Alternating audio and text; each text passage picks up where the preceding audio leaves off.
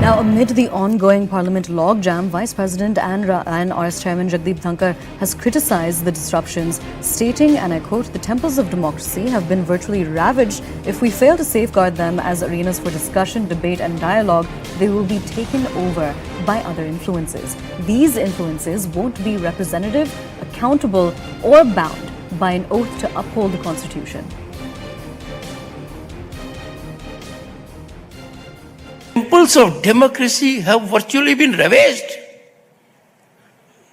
And I see a greater danger if temples of democracy, Rajya Sabha and Lok Sabha and state legislatures, if they will not be a platform of discussion, debate, dialogue, then the space can't be vacant. It will be occupied by others.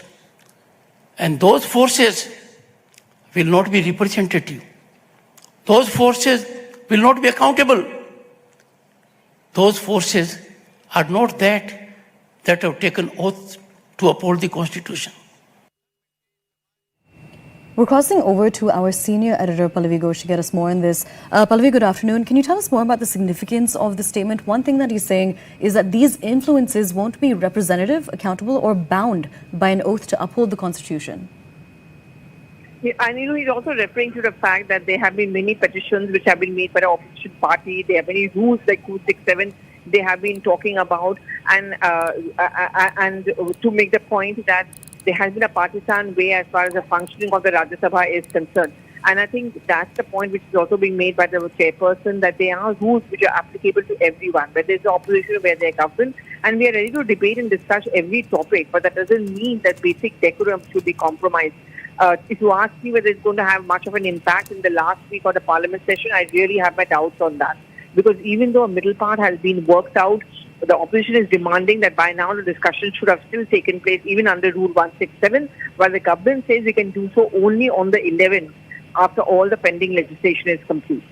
Absolutely. Pallavi, this also follows multiple attempts of the RS Chairman Jagdeep Dhankhar trying to urge MPs to let Parliament function amid the chaos. Beyond requests and suspensions, are there other ways for Parliament to function smoothly? But it's going to be very difficult because at the end of the day, all of them are members of Parliament, all of them enjoy some privileges. As I said, in Rajya Sabha, there is a middle part of 167 which is being mulled.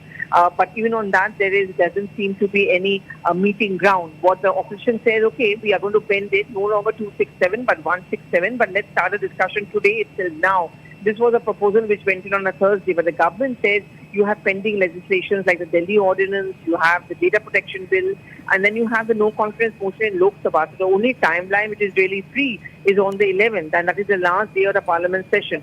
Government is pushing for that. Opposition is not agreeing to that. At least in Rajya Sabha, I think that sense of no meeting ground remains. It will be interesting then, Aisha, to see from 8th onwards when the no-confidence motion is going to be taken up in Lok Sabha. Absolutely. Pallavi, thank you so much for joining us and bringing us those details and telling us more about the significance of that statement.